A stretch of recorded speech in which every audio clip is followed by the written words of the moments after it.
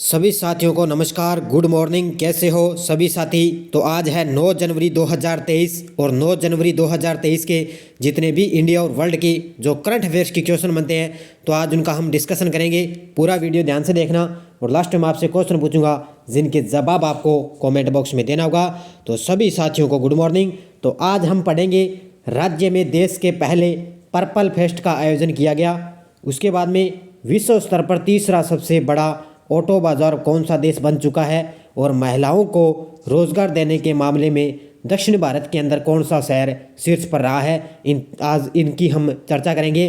तो डेली आपको live class 7 बजे मॉर्निंग में मिलती है। तो एक बार सभी साथी वीडियो को लाइक और शेयर करना आपका काम है। और जो भी विद्यार्थी हमारे इस चैनल पर नहीं है तो जरूर आप चैनल को सब्सक्राइब करें और इसके पास लगे बेल आइकन का घंटा दबाएं ताकि हम जैसे ही वीडियो अपलोड करें उसका नोटिफिकेशन आप तक पहुँच जाएगा।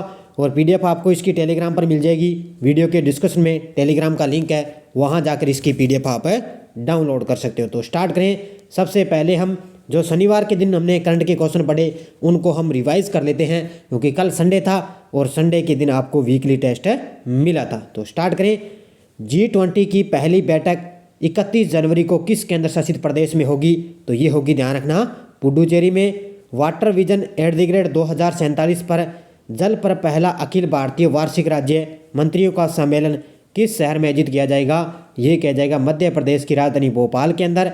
और खाद्य सुरक्षा योजना के तहत कौन सी राज्य सरकार 1 वर्ष के लिए मुफ्त चावल प्रदान करेगी? वो करेगी उड़ीसा की राज्य सरकार। और कौन सा देश इस महीने से एशिया प्रशांत डाक संघ का नेतृत्व संभालेगा? वो संभालेगा अपना देश भारत। और किस राज्य में विश्व का पहला ताड़ के पत्ते का पांडुलिपि संग्रहालय शुरू हुआ? वो हो चुका है केरल राज्य में। और किस देश ने मधुमक्खियों के लिए दुनिया के पहले टीके को उपयोग को मंजूरी दे दी? वो दी है अमेरिका देश ने। और कौन सा खंड भारतीय रेलवे का सबसे लंबा पूर्ण स्वचालित ब्लॉक सिग्नल खंड बना है? वो बना है गाजियाबाद। और असम राज्य का सर्वोच्च नागरिक पुरस्कार है असम वैभव से किसे सम्मानित करने का निर्णय किया गया?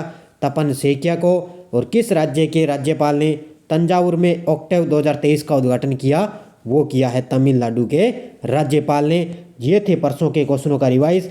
बाकी अभी आपको पता है सीटी की जो चारों पारियों में एग्जाम हुए हैं, आपको पता है लगभग 5 से 6 करंट के क्वेश्चन आए हैं इंडिया करंट के। और जो कल आपको पता है 8 तारीख का एग्जाम हुए, दोनों पारियों में 5 या 6 करंट के क्वेश्चन आए। वो हमारी पीडीएफ से उसमें एक भी क्वेश्चन बाहर नहीं गया। कई बार क्वेश्चन आपको पता है अब एग्जामिनर ने आपको पता है मई से भी उठाया है क्वेश्चन, फरवरी से उठा रखा है, अप्रैल से भी उठा रखा है, उसके बाद में मार्च से भी क्वेश्चन उठाए हैं, उसके बाद में अक्टूबर नवंबर से भी क्वेश्चन उठाए हैं। तो बीच में क्वेश्चन नहीं उठाए, जून जुलाई से करंट के हैं क्वेश्चन नहीं उठाए गए इंडिया करंट के अंदर। फरवरी, मार्च और अप्रैल से उठाए हैं, उसके बाद में अक्टूबर और नवंबर से क्वेश्चन उठाए हैं। बड़े शानदार तरीके से है। और कल आपने नतीजे देख लिए होंगे, मैंने पीडीएफ भी आपको टेलीग्राम पर डाली है, उसका पूरा प्रूफ है। जो मैंने क्वेश्चन कहाँ कहाँ से आए हैं पूरी पीडीएफ से मैंने निशान लगा लगा के डाल दिए हैं ताकि आपको विश्वास हो सके कि हमारी क्लास से कितने क्वेश्चन आए हैं। देखो कल शाम की पारी में 6 क्वेश्चन आए थे और 6 के 6 क्वेश्चन हमारी पीडीएफ से आए हैं, एक भी क्वेश्चन बाहर नहीं गया। तो इस हिसाब से आप हिसाब लगा सकते हो भी डेली आपको इंडिया करंट की क्लास बड़े शानदार तरीके से आपको मिलती है। क्विज मिलती है टेलीग्राम पे, पीडीएफ मिलती है और यहाँ पे क्वेश्चनों को आपको रिवाइज भी करवाया जाता है। फिर वीकली टेस्ट मिलता है, फिर संडे के दिन आपको मंथली क्लास मिलती है। इसके तरीके से आपको शानदार तरीके से मिलती है। तो अभी आपको पता है सीनियर का एग्जाम होगा तो निश्चित तौर से यहाँ से क्वेश्चन आपका एक भी बाहर नहीं जाएगा इंडिया करंट का। ये आपका हिसाब आप अभी देख सकते हो। तो स्टार्ट करें। एक बार सभी साथी वीडियो को लाइक और शेयर करना। पहला क्वेश्चन देखिए, हाल ही में विश्व स्तर पर तीसरा सबसे बड़ा ऑटो बाजार कौन सा देश बन चुका है? जी बहुत बड़ी बात है कि जो अपना देश भारत है जो अभी विश्व स्तर पर तीसरा सबसे बड़ा ऑटो बाजार देश है बन चुका है। देखो पूरी डिटेल। भारत ने पिछले साल गाड़ियों की बिक्री में जापान को पीछे छोड़ दिया। किसको छोड़ दिया? जापान देश को पीछे छोड़ दिया और दुनिया का तीसरा सबसे बड़ा ऑटो बाजार है बन चुका है। और इस लिस्ट में आपसे सबसे ऊपर पूछे तो इस लिस्ट में सबसे ऊपर है चीन, दूसरे स्थान पर आ चुका है अमेरिका और तीसरे स्थान पर है अपना देश भारत और चौथे स्थान पर कौन है? जापान। ये आपको क्रम भी याद रखना है, पूछा जा सकता है। तो तीसरा इसमें भारत का स्थान हो चुका है। दुनिया का तीसरा सबसे बड़ा ऑटो बाजार में भारत का तीसरा स्थान हो चुका है इसमें। दूसरा प्रश्न देखो, अनुराग ठाकुर ने किस शहर में Y20, अब ये G20 तो अलग होता है ध्यान रखना, और ये Y20 अलग होता है। समिट के थीम, लोगो और वेबसाइट को लॉन्च किया है। तो किस शहर में किया? ये किया है नई दिल्ली के अंदर। कहाँ पर है? नई दिल्ली के अंदर इसको लॉन्च किया है। देखो 6 जनवरी को केंद्रीय मंत्री अनुराग ठाकुर ने राजधानी दिल्ली में Y20 समिट इंडिया के कंटेनरेजर इवेंट में Y20 समिट थीम और लोगो और वेबसाइट इसको लॉन्च किया है। भारत पहली बार Y20 समिट की मेज़बानी कर रहा है। तो ये आपको पता है G20 की अब की बार भारत के पास अध्यक्षता है। अभी दिसंबर से लेकर दिसंबर 2023 तक इसके पास भारत के पास रहेगी, और ये भी सीटी के एग्जाम में क्वेश्चन पूछा भी गया है। तो ये ध्यान रखना, Y20 भी समिट की मेज़बानी कर रहा है भारत देश। अब ये Y20 होता क्या है ये देखो।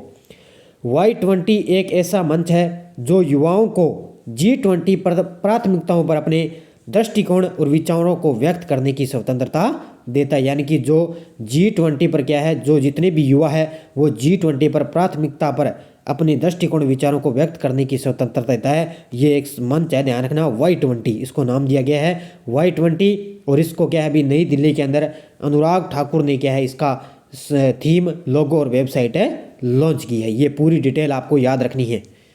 तीसरा क्वेश्चन देखो, कौन सा शहर पहली बार फॉर्मूला ई वर्ल्ड चैंपियनशिप रेस की मेज़बानी करेगा? कौन सा शहर है पहली बार फॉर्मूला ई वर्ल्ड चैंपियनशिप रेस की मेज़बानी करेगा? वो करेगा हैदराबाद। कौन सा शहर करेगा?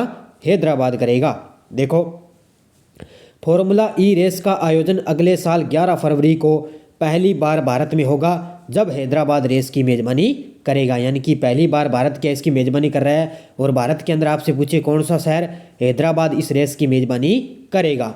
भारत के अलावा ब्राज़ील भी 25 मार्च को पहली बार फॉर्मूला ई रेस की मेज़बानी करेगा। तो भारत के अलावा ब्राज़ील भी क्या है, यानी कि 25 मार्च आएगी जब, उस समय ब्राज़ील भी इसकी मेज़बानी करेगा। लेकिन अब 11 फरवरी को हैदराबाद इसकी मेज़बानी करेगा।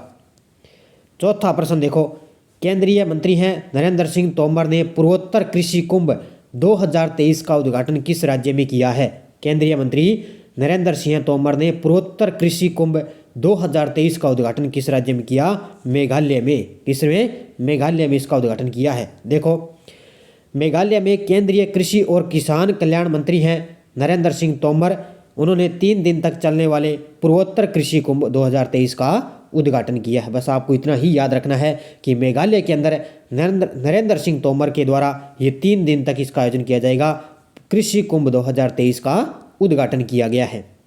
5 नंबर प्रश्न देखो, महिलाओं को रोजगार देने के मामले में दक्षिण भारत में कौन सा शहर शीर्ष पर है? महिलाओं को रोजगार देने के मामले में दक्षिण भारत में कौन सा शहर शीर्ष पर है? ये है ध्यान रखना चेन्नई। कौन सा शहर हो जाएगा? दक्षिण भारत के अंदर है चेन्नई शहर। देखो पूरी डिटेल, रोजगार के लिहाज से दक्षिण भारत के शहर महिलाओं के लिए बेहतर हैं। रोजगार के लिहाज से दक्षिण भारत के अंदर जितने भी शहर वो महिलाओं के लिए बेहतर हैं। इस मामले में चेन्नई नंबर 1 है, और इसके बाद में पुणे, बेंगलुरु, हैदराबाद और मुंबई इस लिस्ट में है। और इस रिपोर्ट में भारत के 111 शहरों की लिस्ट दी गई। ये भी पूछा जा सकता है आंकड़ा, 111 शहरों की इसमें लिस्ट दी गई है, और टॉप पे ध्यान रखना कौन है? चेन्नई इसमें सबसे टॉप पर रहा है। छठा क्वेश्चन देखो, किन 2 शहरों की पुलिस ने 2021 के लिए सर्वश्रेष्ठ पुलिस इकाई का पुरस्कार जीता है? किन 2 शहरों की पुलिस ने 2021 के लिए सर्वश्रेष्ठ पुलिस इकाई का पुरस्कार जीता? एक तो है, ध्यान रखना, ये दोनों ही महाराष्ट्र के अंदर हैं। एक तो है जालना पुलिस और दूसरी है नागपुर पुलिस। इन दोनों ने क्या है सर्वश्रेष्ठ 2021 का सर्वश्रेष्ठ पुलिस इकाई का पुरस्कार है जीता है। ये दोनों ध्यान रखना महाराष्ट्र राज्य में है। देखो महाराष्ट्र में जालना जिला पुलिस और नागपुर शहर की पुलिस ने 2021 के लिए सर्वश्रेष्ठ पुलिस इकाई का पुरस्कार है जीता है। क्लास ए में, अब ये क्लास ध्यान रखना, ये भी क्लास ए में है और ये क्लास बी के अंदर है, लेकिन क्लास ए में रायगढ़ जिला पुलिस को दूसरा सर्वश्रेष्ठ पुलिस यूनिट का पुरस्कार है मिला है। तो अब से आपसे पूछे टॉप 2 पर पूछे तो ये आएंगे दोनों, जालना जिला पुलिस और नागपुर शहर की पुलिस। लेकिन आपसे दूसरी जो सर्वश्रेष्ठ यूनिट की पुलिस पूछे तो ये आएगी रायगढ़ जिला पुलिस को दूसरा सर्वश्रेष्ठ पुरस्कार है मिला है। 7 नंबर देखो, किस राज्य में 6 से 8 जनवरी तक देश के पहले पर्पल फेस्ट का आयोजन हुआ है? किस राज्य में 6 से लेकर 8 जनवरी तक देश के पहले पर्पल फेस्ट का आयोजन हुआ है गोवा राज्य में। किस राज्य में हुआ है ये? गोवा राज्य में इसका आयोजन किया गया। देखो, देश के पहले पर्पल फेस्ट का आयोजन गोवा में 6 से 8 जनवरी तक होगा, यानी कि 6 से 8 जनवरी तक इसका आयोजन किया जा चुका है। इस आयोजन का मकसद ये है कि भारत में दिव्यांगता के प्रति भेदभाव, कलंक और रूढ़िवादिता जैसी बाधाओं को दूर करना है। और पर्पल फेस्ट 2023 के अंदर भारत के मुख्य न्यायाधीश हैं डॉक्टर DY चंद्रचूड़ मुख्य वक्ता होंगे। ये आपको लाइन बहुत शानदार तरीके से पूछा जाएगा कि पर्पल फेस्ट 2023 के अंदर भारत के मुख्य न्यायाधीश क्या थे? DY चंद्रचूड़ है, वो मुख्य वक्ता होंगे। वक्ता यानी कि थे इसमें। इसका और 6 से 8 जनवरी तक इसका आयोजन किया गया। कहाँ पर है? गोवा राज्य में इसका आयोजन किया गया है। 8 नंबर प्रश्न, हाल ही में किसने एशिया प्रशांत डाक संघ के महासचिव के रूप में कार्यभार संभाला है? हाल ही में किसने एशियाई प्रशांत डाक संघ के महासचिव के रूप में पदभार संभाला? विनय प्रकाश सिंह ने। किसने? विनय प्रकाश सिंह ने संभाला है। देखो, डॉक्टर विनय प्रकाश सिंह ने 1 जनवरी 2023 को एशियन पैसिफिक पोस्टल यूनियन यानी कि APPU के महासचिव के रूप में पदभार ग्रहण किया है। और विनय प्रकाश सिंह को अगस्त सितंबर 2022 के दौरान बैंकॉक में आयोजित 13वीं APPU यानी कि Asian Pacific postal union Congress के दौरान महासचिव के रूप में चुना गया था। ये आपसे पूछा भी जा सकता है, ध्यान रखना। आगे जो सीनियर वाले जो तैयारी कर रहे हैं वो निश्चित तौर से यहाँ से ध्यान रखें क्वेश्चन का। तो डॉक्टर विनय प्रकाश सिंह ने 1 जनवरी 2023 को क्या है? एशियन पैसिफिक पोस्टल यूनियन का महासचिव का पदभार ग्रहण किया है। 9 नंबर देखो, भारत के लिए 1901 के बाद कौन सा वर्ष 5वां सबसे गर्म वर्ष दर्ज किया गया है? भारत के लिए 1901 के बाद कौन सा वर्ष है जो 5वां सबसे गर्म वर्ष दर्ज किया गया? वो है 2022। कौन सा हो जाएगा? 2022। देखो, देश में 1901 के बाद से साल 2022 को 5वां सबसे गर्म वर्ष इसको दर्ज किया गया, यानी कि भारत देश को क्या है? 5वां सबसे गर्म दर्ज वर्ष किया गया। कौन सा? 2022 है। इसमें जमीन की सतह का वार्षिक औसत तापमान लंबी अवधि के औसत से 0.51 डिग्री सेल्सियस अधिक था, यानी कि सबसे ज़्यादा अब की बार इतना सेल्सियस था 1901 के बाद में सबसे ज़्यादा 2022 के अंदर सबसे गर्म दर्ज हो चुका है अपना देश भारत। 10 नंबर देखो, किस राज्य के राज्यपाल द्वारा होम्योपैथिक चिकित्सक डॉक्टर AK द्विवेदी की पुस्तक है ह्यूमन एनाटॉमी का विमोचन किया है? यानी कि किस राज्य के राज्यपाल द्वारा एक होम्योपैथिक चिकित्सक डॉक्टर है ये AK द्विवेदी, इनकी पुस्तक है ह्यूमन एनाटॉमी, इनका विमोचन किया गया। और ये किया है मध्य प्रदेश के राज्यपाल के द्वारा। किसके द्वारा? मध्य प्रदेश के राज्यपाल हैं। देखो, मंगू भाई पटेल। कौन है? मध्य प्रदेश के राज्यपाल मंगू भाई पटेल ने समारोह में हिंदी मानव शरीर रचना विज्ञान में एक चिकित्सा पुस्तक है ह्यूमन एनाटॉमी का विमोचन किया है। तो ये आपको याद रखना है कि हिंदी मानव शरीर रचना है ये एक पुस्तक है, यानी कि चिकित्सा पुस्तक कौन सी है? ये जे ह्यूमन एनाटॉमी का विमोचन किया। और ये पुस्तक है किसकी? आपसे पूछे तो डॉक्टर AK द्विवेदी की ये पुस्तक मानी जाती है। कौन सी? Human anatomy.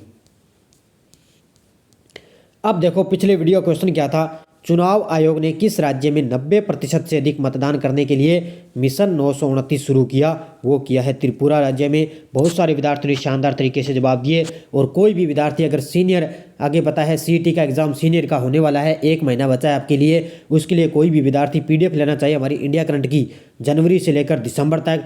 मान के चलो यहाँ से क्वेश्चन आपका एक भी बाहर नहीं जाएगा। उसके लिए आपको ध्यान रखना 8239355343 इस नंबर पे पेटीएम फ़ोनपे की सुविधा है। 50 रुपये आपको सेंड करने हैं। जनवरी से लेकर दिसंबर तक आपको PDF मिल जाएगी। और निश्चित तौर से ध्यान रखना, जो आगे सीनियर की तैयारी कर रहे हैं तो ध्यान रखना, अब आपको फरवरी का भी पढ़ना है, मार्च का पढ़ना है और अप्रैल का करंट पढ़ना है। उसके बाद में आपको पढ़ना है सितंबर, अक्टूबर और नवंबर, दिसंबर का भी पढ़ना है निश्चित तौर से। नवंबर और दिसंबर का निश्चित तौर से यहाँ से करंट का क्वेश्चन बनेगा सीनियर के एग्जाम में। ध्यान रखना। आगे CET का आपने नतीजा देख लिया। 2021 का एक करंट का क्वेश्चन पूछा गया, जो मैंने आपको पता है 2022 से मैंने करंट स्टार्ट पढ़ाना शुरू किया था। 2021 की एक योजना पूछी गई थी, वो मेरे को पता नहीं था। और 2022 में मैंने करंट जनवरी से लेकर स्टार्ट किया और अभी तक मेरे लगातार आपको क्लासें मिल रही है। तो शानदार तरीके से आपको PDF है। और कल मैंने पिक्चर भी आपको पता है टेलीग्राम पर डाल दी थी बड़ी शानदार तरीके से, तो आपने देख लिए होंगे भी क्वेश्चन कहाँ से किस PDF से क्वेश्चन आए हैं। तो ये शानदार तरीके से आपको लगातार क्लासें मिलती रहेगी। अब देखो आपके लिए क्वेश्चन फॉर यू क्या है। किस राज्य के मुख्यमंत्री ने दीदीर सुरक्षा कवच अभियान शुरू किया है? पश्चिम बंगाल, उड़ीसा, त्रिपुरा, केरल? इसका जवाब आपको कमेंट बॉक्स में देना है। सभी साथी एक बार वीडियो को जाते जाते लाइक और शेयर करना आपका काम है। और जितने भी CT के अंदर इंडिया करंट के क्वेश्चन आए हुए हैं वो एक दिन मैं भी आज या कल आपके लिए स्पेशल एक वीडियो अलग से लेकर आऊँगा, ताकि आपको निश्चित तौर से पता चल सके किस तरह के जो क्वेश्चन इंडिया करंट से संबंधित पूछे जाते हैं। तो एक बार सभी साथी वीडियो को जाते जाते लाइक और शेयर करना आपका काम है। सभी विद्यार्थियों को जय हिंद, जय भारत, राधे कृष्णा।